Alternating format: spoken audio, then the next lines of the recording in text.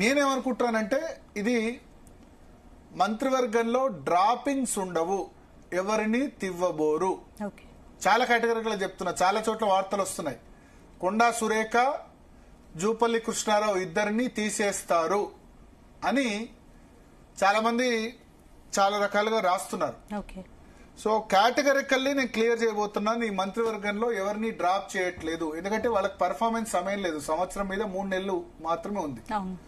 Even కొద్దిమంది వేరే channels ఇచ్చిన వార్తలు చూసి మన వాళ్ళు కూడా, అంటే అది నిన్న తీన్మార్ మల్లన్న ప్రెడిక్ట్ చేశారు ఇద్దరిని తీసేయొచ్చు అని చెప్పి, Konda Surekha, Jupalli Krishnarao. But as far as me concern ఎవరిని కూడా తీసేయట్లేదు. ఇది మంత్రివర్గంలో కొత్త వ్యక్తుల యాడ్ తప్ప తీసివేయడం అన్నది జరగదు. 2 కారణాలు చెప్తాను నేను.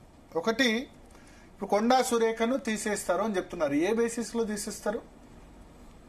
బీసీలు మంత్రివర్గంలో ఉన్నదే తక్కువ.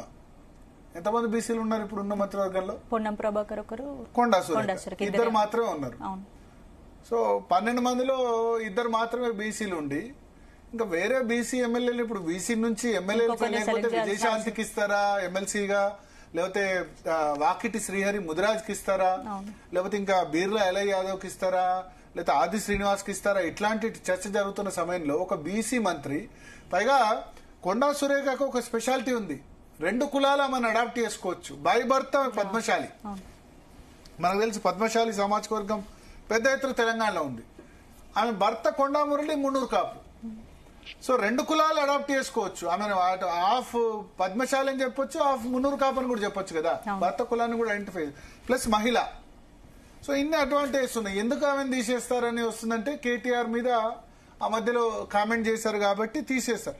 ఒకవేళ తీసేస్తుంటే అప్పుడే పక్కన పెట్టేవాళ్ళు కదా. సో ఆ సమయంలో కొండా సురేఖ చేసిన వ్యాఖ్యల వల్ల కొంత అమల, నాగార్జున అక్కినేని భార్య అమల కంప్లైంట్ చేసింది రాహుల్ గాంధీకి, ప్రియాంక గాంధీకి.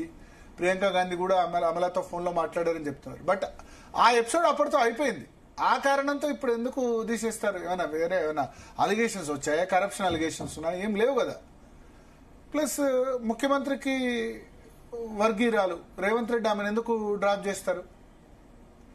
సో నా ఉద్దేశంలో అయితే డ్రాపింగ్స్ లేవు, కొత్త ఎవరిని తీసేయబోరు. ఒక మీడియా సంస్థను చూసి ఇంకొకళ్ళు వార్తలు ఇస్తున్నారు. ఇన్ఫాక్ట్ మన వాళ్ళు కూడా వేసేసారు, ఏదో డ్రాపింగ్స్ ఉంటాయి కదా. Speculation it's all. ఎందుకంటే నిన్న జరిగిన మీటింగ్ లోపల ఉంది ఉత్తమ్ కుమార్ రెడ్డి, మహేష్ కుమార్ గౌడ్, రేవంత్ రెడ్డి. ఇప్పుడు చాలా మంది ఎమ్మెల్యేలు, ఇవాళ రాజగోపాల్ రెడ్డి కూడా చెప్పారు మాకు ఎవరికి ఇంకా ఫోన్ రాలేదని చెప్పి. సో హైకమాండ్ ఇంకా నిర్ణయం తీసుకోలేదు. నిన్న చర్చ జరిగింది, 30వ తేదీ వరకు సిరీస్ ఆఫ్ చర్చలు జరుగుతూ ఉంటాయి. అల్టిమేట్ గా మీనాక్షి నటరాజన్, కేసీ వేణుగోపాల్ తీసుకొచ్చి లాస్ట్ డే బిఫోర్ వాళ్ళకి ఫోన్ చేసి చెప్తారు. సో ఇప్పటి వరకు ఎవరికి కన్ఫర్మేషన్ రాలేదు మంత్రివర్గంలో ఎవరికి ఉంటుంది ఎవరికి లేదని. సో ఆ మీటింగ్ లోకి వెళ్ళిన ఎవరన్నా ఒకళ్ళు నోరు విప్పాలి. మహేష్ కుమార్ గౌడ్, రేవంత్ రెడ్డో, ఉత్తమ్ కుమార్ రెడ్డో, బట్టి విక్రమార్కను. బట్టి విక్రమార్క ఇవాళ అసెంబ్లీ అటెండ్ అయ్యారు, కానీ ఎవరితో ఏం చెప్పలేదు. అక్కడికి వెళ్ళిన వాళ్ళు ఎవరు, లోపలికి వెళ్ళిన వాళ్ళు చెప్పలేదు. రెండోది జూపల్లి కృష్ణారావుని తీసేస్తారంటున్నారు. ఆయన కూడా ఎందుకు తీసేస్తారు?